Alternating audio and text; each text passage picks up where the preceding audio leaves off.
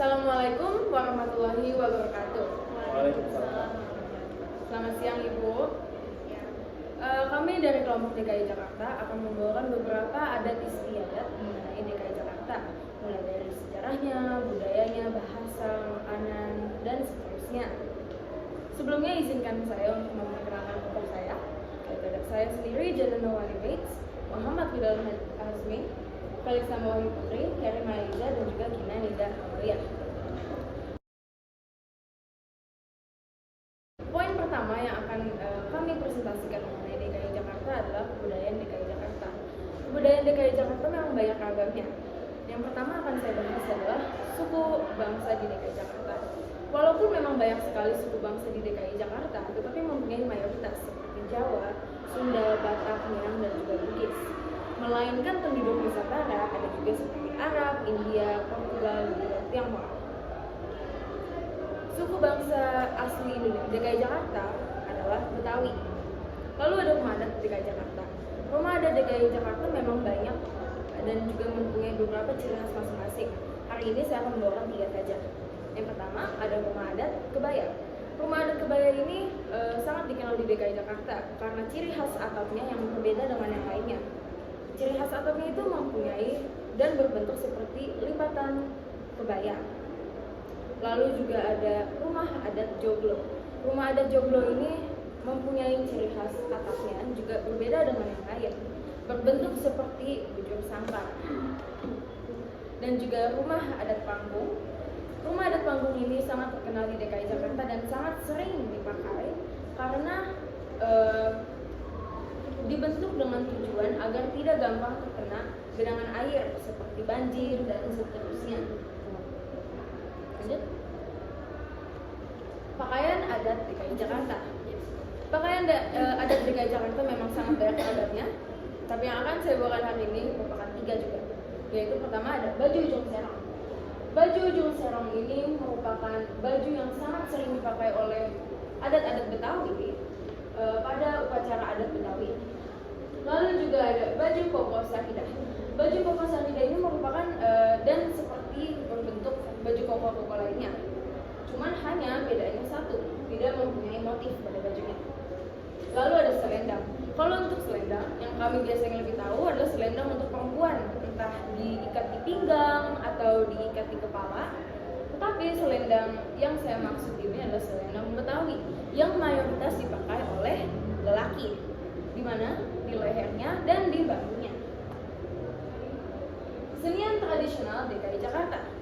Kesenian tradisional DKI Jakarta yang paling terkenal dan paling dipakai adalah ondel-ondel. Ondel-ondel ini merupakan boneka raksasa yang biasanya mayoritas adalah laki dan perempuan. Seperti di gambar ini, kebanyakan ondel-ondel laki-laki itu bermuka merah dan kebanyakan ondel-ondel perempuan bermuka putih. Ondel-ondel ini merupakan salah satu kebudayaan DKI Jakarta yang sangat dipakai karena dipakai di acara pernikahan, acara adat, dan acara adat-adat lainnya. Oleh karena itu, ondel merupakan salah satu kesenian DKI Jakarta. Saatnya jam ke-6 dimulai. It's time to begin the 6th lesson. Oleh karena itu, ondel merupakan salah satu kesenian DKI Jakarta yang sangat tidak bisa dipisahkan dari DKI Jakarta. Lalu kedua ada tanjidor. Tanjidor ini merupakan kesenian musik yang berbentuk orkes dan sangat sering dipakai dalam upacara-upacara adat atau acara-acara Betawi. Dan yang terakhir adalah lenong. Lenong merupakan kesenian teater dari DKI Jakarta yang biasa menceritakan mengenai cerita rakyat Betawi atau cerita-cerita mengenai suku bangsa Betawi pada dasarnya. Lalu selanjutnya adalah musik khas DKI Jakarta. Musik khas DKI Jakarta mempunyai banyak ragam, tapi hari ini saya akan membawa 3 yang paling terkenal dan paling dipakai. Itu ada gambang kromong. Gambang kromong ini sangat sering dipakai dalam mengiringi lagu-lagu kesenian teater seperti lenong tadi. Gambang kromong ini mengambil ciri khas dari orang Tionghoa. Tanjidor ini merupakan salah satu musik khas DKI Jakarta yang memang asli dari orang Betawi.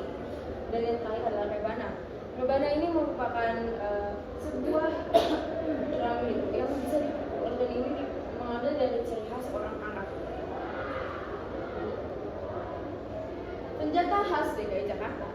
Banyak sekali senjata khas DKI Jakarta, tapi yang paling sering dipakai dan dipelajari dalam sejarah DKI Jakarta adalah keris Betawi, belati, dan juga golok Betawi. Dan yang terakhir adalah lagu-lagu khas DKI Jakarta yang kami semua kenal dan kami semua tahu, yaitu ada Kicir-Kicir, Jali-Jali, Ondel-Ondel, dan juga Sirih Kulit.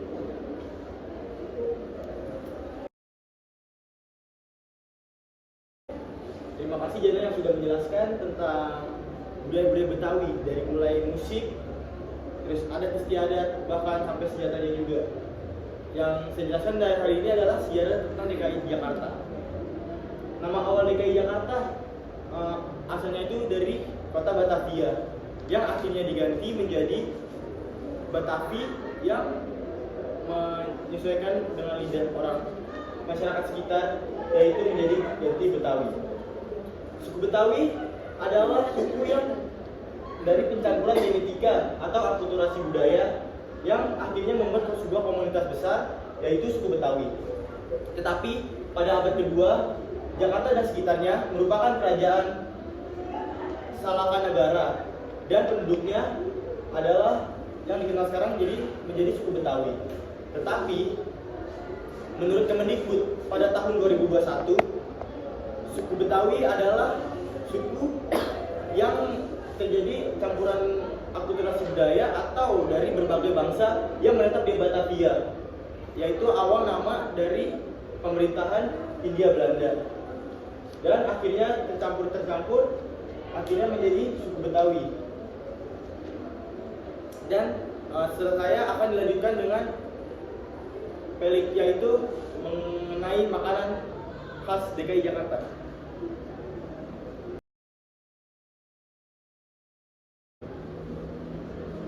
Terima kasih untuk teman saya Will dan Hasmi telah membawakan tentang sejarah DKI Jakarta. Lalu di sini saya Felix sama Wahyu Putri akan membawakan di acara Siang Dunia membawakan tentang makanan DKI Jakarta, yaitu kerak telur. Kerak telur mungkin sudah tidak asing lagi, bukan terdengar di telinga kalian. Kerak telur adalah makanan khas dari DKI Jakarta atau Betawi yang sudah dikenal sejak zaman Belanda. Kerak telur selalu menjadi sajian utama dalam persembahan acara-acara besar di DKI Jakarta ini, dan menjadi sebuah identitas atau ciri khas dari kota tersebut. Kerak telur dapat ditemukan di pinggiran kota Jakarta, terutama di kawasan hiburan seperti Monas, Taman Mini Indonesia Indah, Kota Tua, dan Jakarta Fair. Kerak telur ini memiliki sejarah yang cukup panjang bagi makanan internasional di DKI Jakarta. Dulu kerak telur ini diciptakan oleh masyarakat Betawi dengan tidak sengaja, karena setelah coba-coba ini masyarakat Betawi akhirnya melestarikan makanan kerak telur ini. Dulu pada tahun 1970-an masyarakat Betawi mulai memberanikan diri untuk mempersembahkan ke warga-warga untuk dijual ke pasaran, karena agar para masyarakat dapat mencobai masakan kerak telur ini. Kerak telur ini awalnya memanfaatkan banyaknya buah kelapa waktu itu di saat itu. Kemudian lalu bahkan dulu ini kerak telur ini menjadi makanan favorit, masakan kelas elit atau kelas atas dulu di Jakarta. Nah, untuk setelah kita mengetahui sejarah dan mengenai kerak telur ini, apa saja sih bahan-bahan yang dibutuhkan dalam membuat kerak telur? Bahan-bahan dalam membuat kerak telur ini dapat ditemukan dengan mudah, yaitu ada beras ketan putih yang kita rendam semalaman, lalu kemudian ada telurnya bisa telur ayam atau telur bebek sesuai selera kalian, lalu kemudian ada kelapa atau bisa disebut dengan kelapa serunding.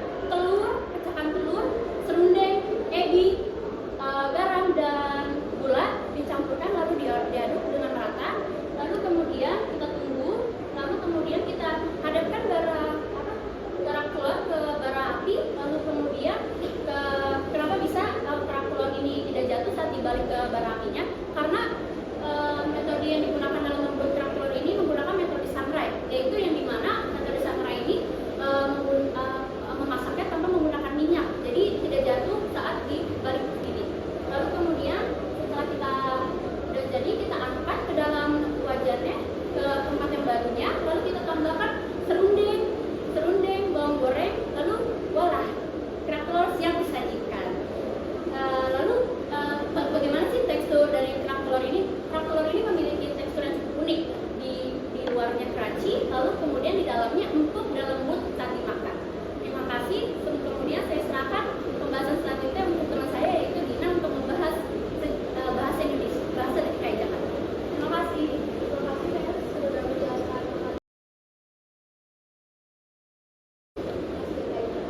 Selanjutnya saya akan geser deh. Materi bahasa DKI Jakarta. Bahasa Betawi atau dialek Melayu Jakarta adalah sebuah bahasa yang merupakan anak dari bahasa Melayu. Bahasa Betawi hampir seusia dengan Jakarta. Bahasa DKI Jakarta terdapat kosakata dan tergolong Betawi. Betawi pun yang dipengaruhi oleh Melayu Polynesia dan Melayu Jawa. Bahasa Betawi dipergunakan sejak abad ke-10 dan dipengaruhi oleh bahasa Portugis dari abad ke-16. Pada awalnya bahasa Melayu oleh DKI Jakarta menjadi bahasa dasar Indonesia. Mudah sekali terbaur dengan bahasa Indonesia karena banyak persamaannya, sehingga sering disebut menjadi bahasa Indonesia di dialek Jakarta. Perbedaannya hanya dalam pengucapannya. Orang Betawi asli mengucapkannya I menjadi E, seperti siapa menjadi siapa, di mana menjadi di mana, apa menjadi apa, dan seterusnya. Yang banyak dipengaruhi oleh bahasa Sunda, Arab, dan Tiongkok Selatan. Sekian penjelasan dari saya. Selanjutnya dijelaskan oleh Kevin.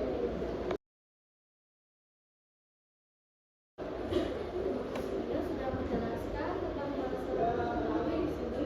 Saya Karin Indonesia akan menjelaskan tentang tarian daerah khas Betawi, yaitu tari topeng. Tari topeng adalah sebuah tari kesenian tradisional yang juga sudah menjadi identitas masyarakat Betawi itu sendiri. Selain itu, tari topeng juga diciptakan oleh dua seniman ternama, yaitu Maginong dan Roggen pada tahun 1930. Adapun beberapa variasi tari topeng, yaitu tari topeng cantik, tari topeng negeri, tari topeng ekspresi, tari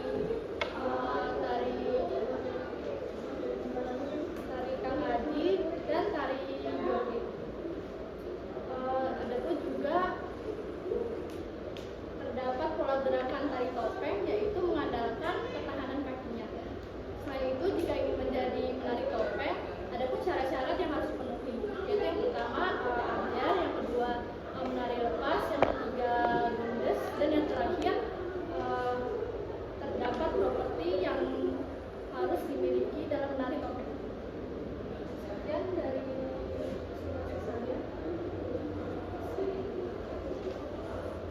Ada?